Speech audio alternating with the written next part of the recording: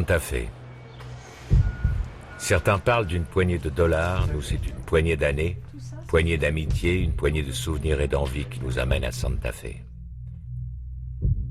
Santa Fe, la plus vieille ville des États-Unis.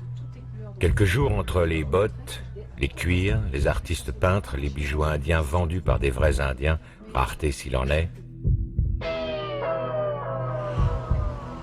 Une bière ou deux sur la place centrale entourée de magnolias.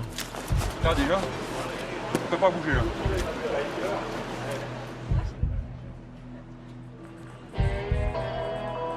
Et puis les montures. Ouais, dans la poche. Puis les perdez surtout pas, parce que c'est un transpondeur. Les monstres, les bécanes, le cheval de fer, bref, les Harley. C'est vrai, comme disent certains, que la route est bien plus belle que la destination. Là. Et puis la panne la plus bête que tu peux avoir, Ouais. c'est le off là. Ouais. Donc ça c'est vraiment le truc tout bête. C'est le start. Et les clignotants sont là, Ouais. là. Tu as pris un coup pour le mettre et tu auras pris un coup pour l'enlever.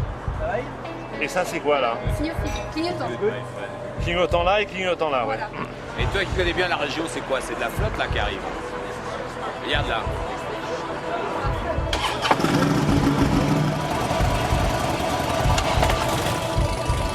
Surtout la route qui nous attend.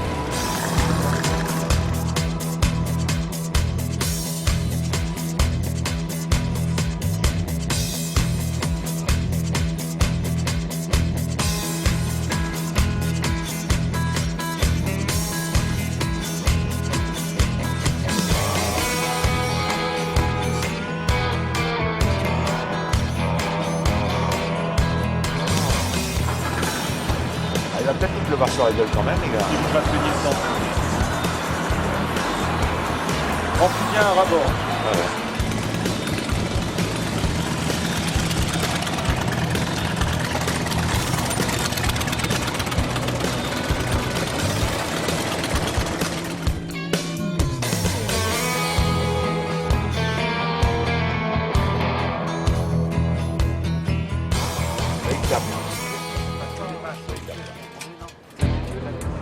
Direction Taos, le plus vieux et le plus gros pueblo des États-Unis.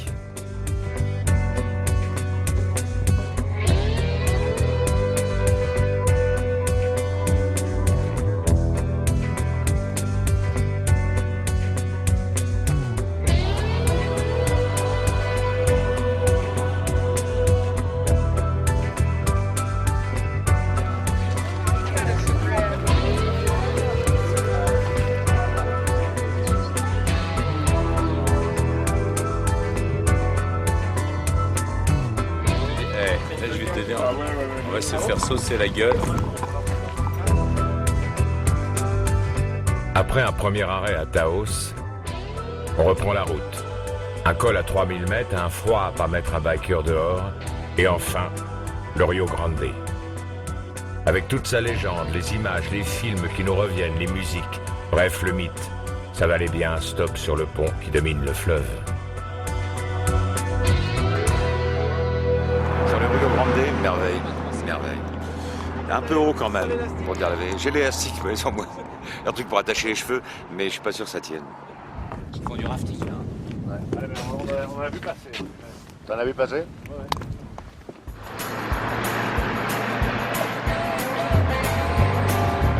La route continue vers Dulce, à travers les monts du Nouveau-Mexique, un paysage incroyable. Les motos tournent bien et nous on adopte doucement la bonne position et on prend conscience de la chance qu'on a d'être là.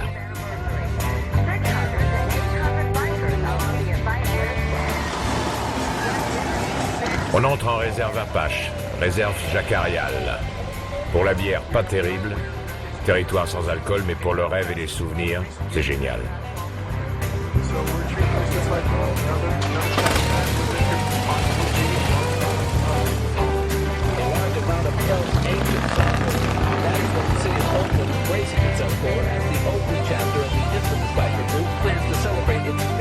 On va dormir en plein milieu de la réserve. Pas besoin de clim, il fait 6 ou 7 degrés.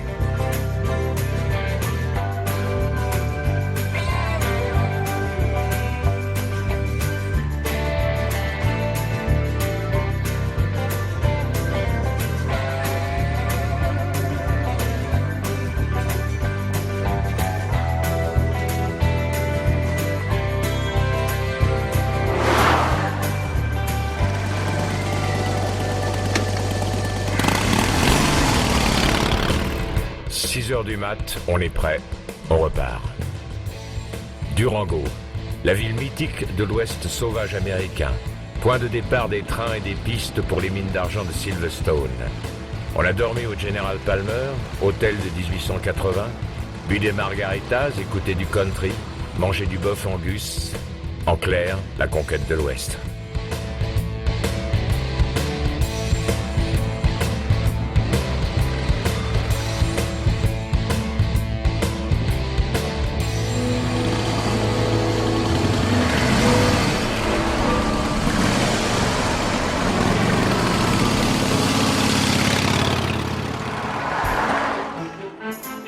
Le troisième jour nous emmène gentiment à travers des paysages extraordinaires du Colorado. On a laissé les tables de Massa Verde sur notre gauche. On a traversé la ville de Cortez, du nom du découvreur espagnol, pour se retrouver dans une toute petite ville, Bluff, aux portes de Monument Valley.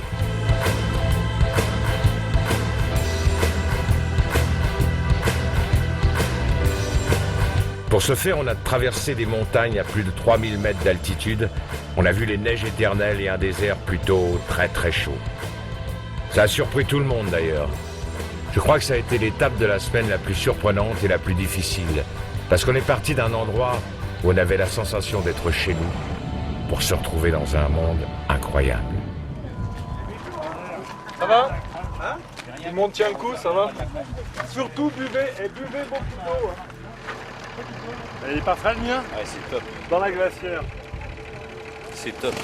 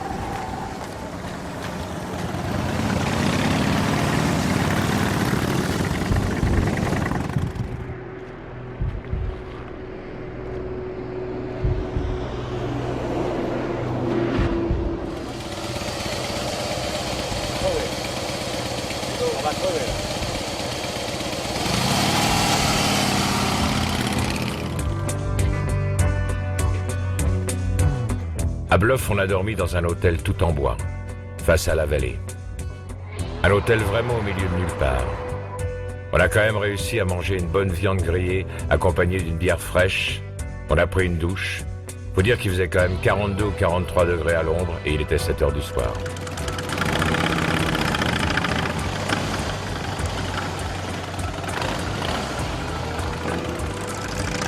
De Bluff, on reprend la route. Enfin, si on peut appeler ça une route. C'est plus un chemin de montagne. Cailloux, ornières, rainures.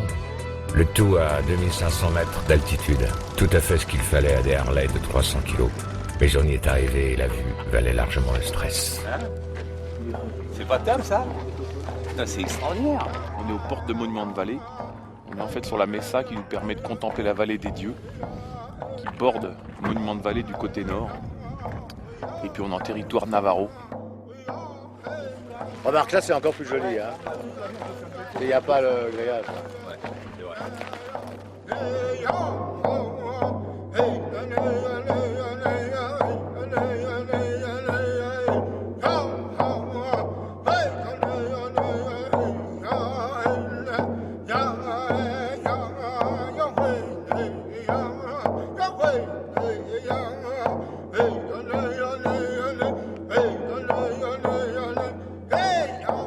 On surplombe les terres sacrées de Monument Valley. Hein, on est sur la même route que celle que avait emprunté Forrest Gump dans sa course fantastique. C'est d'ailleurs là qu'il s'arrête de courir.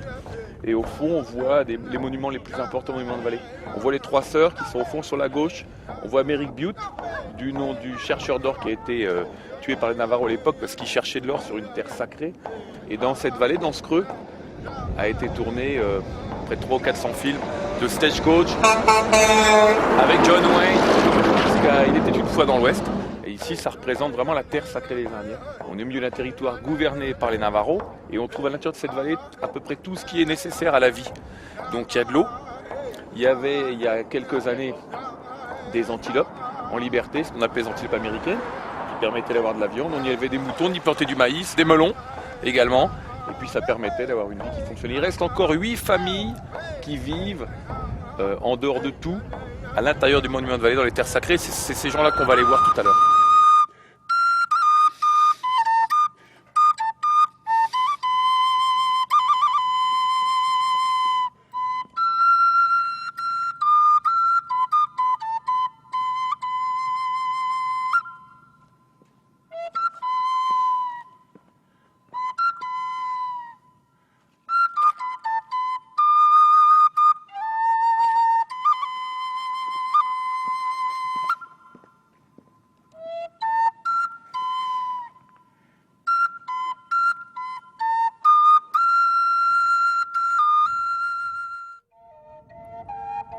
On quitte Monument de Vallée par une route désertique et extraordinaire.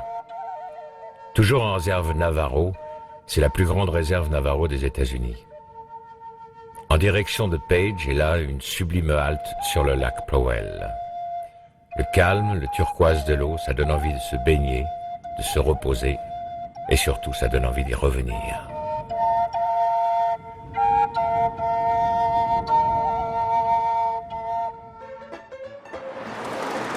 Fin de la journée, on arrive à Kanab, la Little Hollywood. La nuit au Perry Lodge ne pouvait pas mieux tomber. Johnny a dormi à côté de la chambre de John Wayne, à côté de celle de Rock Hudson avec le parfum de Jane Newmar, la première actrice américaine à se dénuder, et les conseils de Clint Eastwood pour bien allumer son cigarillo. Dodo de star et petit matin ensoleillé, et c'est reparti.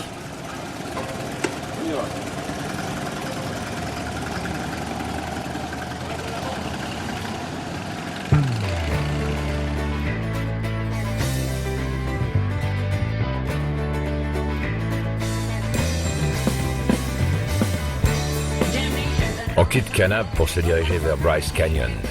C'est en plein pays mormon. Là, on peut voir effectivement que l'Utah est un des États les plus riches des États-Unis.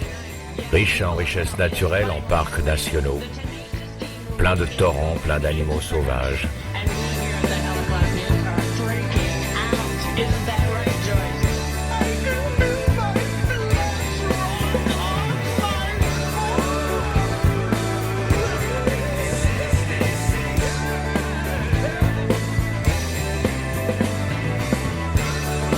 Une visite dans Bryce Canyon, au milieu de ces rochers rouges, va stupéfier tout le monde. Bryce Canyon est à l'échelle humaine.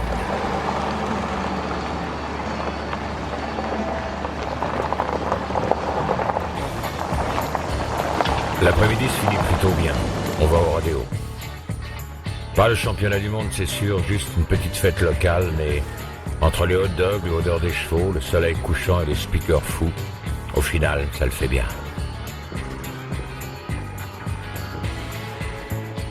Full Crooked Fuse says, I'm ready to start. Ils n'ont pas l'air très sauvages. On va voir. Well, I figured it out, folks. That horse is a Union horse. Look out, folks. Here we go, Sam Crooked, you healthy folks, healthy. Oh, give that cowboy fire no. Here we go, Isaiah. Look out, Isaiah. Already, here we go, backing up. Stay with him, back. Stay in the middle, cowboy.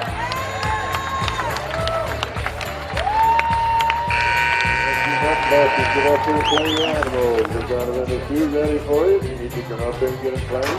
There we go, Justin Porter, red man, straight to middle, Justin, straight to middle, Cowboy. Oh, out natural. Give him a big hand, folks. There we go, folks. Oh, look out, Cowboy.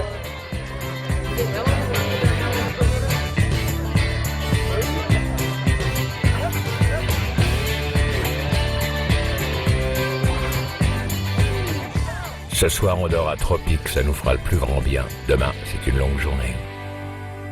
Ce soir, on dort à Cameron, en réserve Navarro.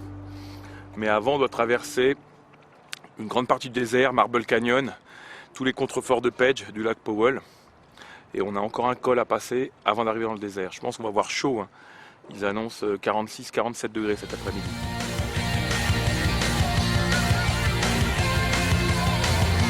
En effet, une route assez longue ce jour-là est difficile, puisque nous reprenons la route jusqu'à Cameron. On retournera en réserve indienne, pratiquement aux portes du Grand Canyon, et on dormira en réserve indienne après avoir traversé une région qui nous a quand même surprise par sa chaleur, et puis aussi par ses couleurs.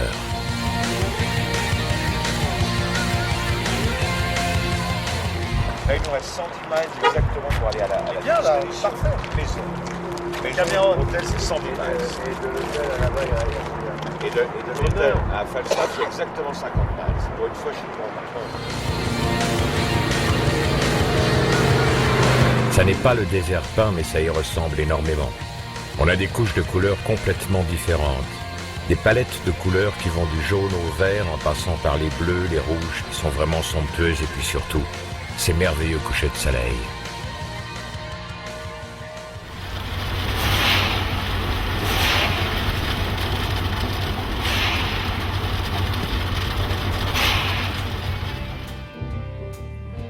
Le Grand Canyon. La 8e merveille du monde pour les Américains. Quand on y est, on y croit. Une petite route pluvieuse, bordée de pins. Une petite route qui n'annonce nullement le choc que l'on va ressentir en découvrant le Grand Canyon. Incroyable puissance des éléments.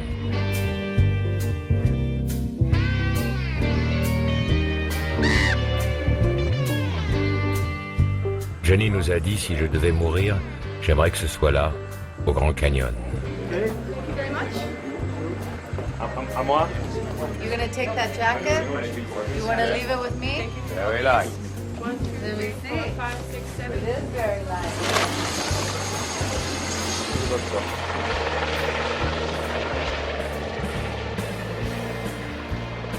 Mais peut-être était-ce aussi l'incroyable impression du survol en hélico, avec musique de Strauss, trous d'air et vibrations. En clair, une vraie notion de l'immensité.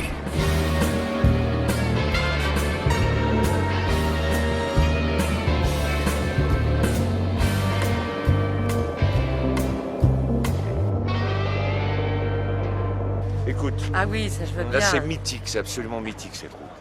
On va voir que des choses absolument ravissantes.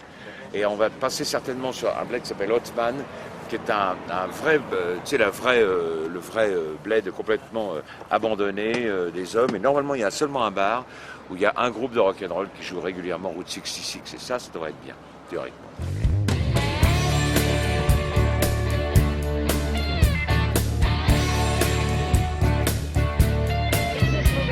Enfin, nous sommes sur la route 66. Route mythique s'il en est, construite dans les années 20.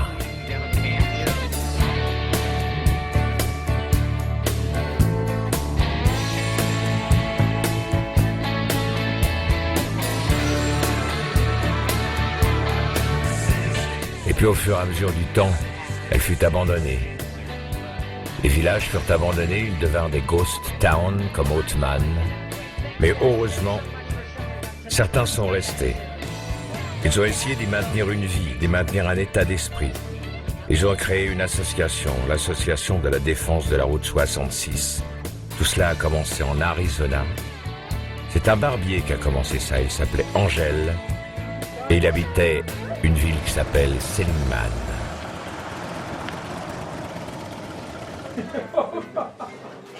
So you're my third customer. The last one I did was in 1972. When I get through with it, Joni, your new name's going to be Joni Mr. Babyface. Good.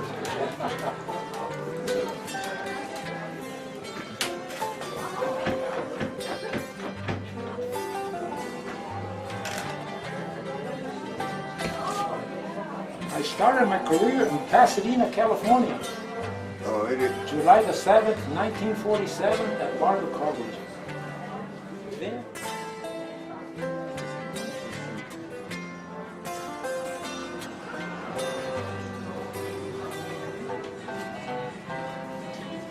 Now, Joni, the best part is yet to come, the massage. Really like it.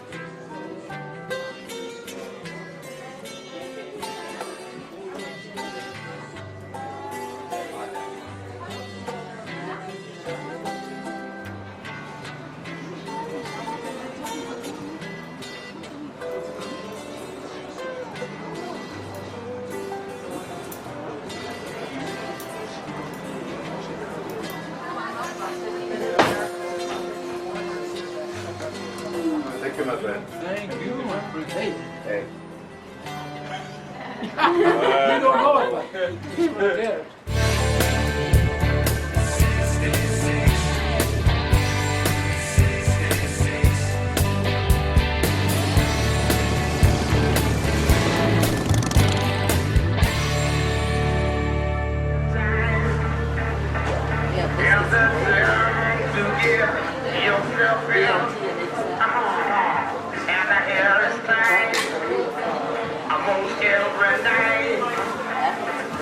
But now I'm in the station.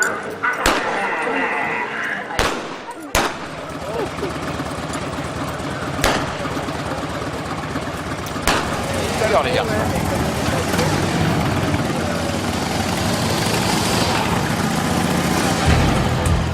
On reprend la route. C'est une route difficile, c'est celle du désert de Mojave, avec des températures cette fois-ci qui dépassent largement les 45 degrés. On s'arrête au Roy's Motel, une des enseignes d'hôtels les plus célèbres de la route 66, certainement une des plus photographiées d'ailleurs. Et puis petit à petit, on remet les casques et on retourne vers la civilisation. Les voitures se font de plus en plus nombreuses, les camions aussi. Los Angeles n'est pas loin.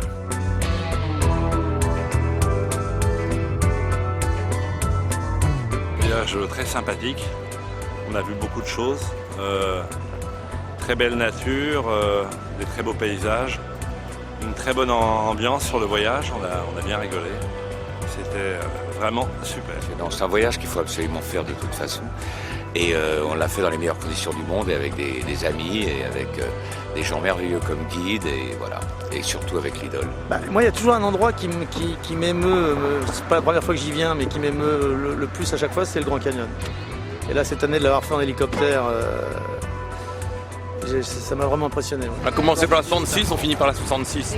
On est juste sur Santa Monica Boulevard, c'est parfait.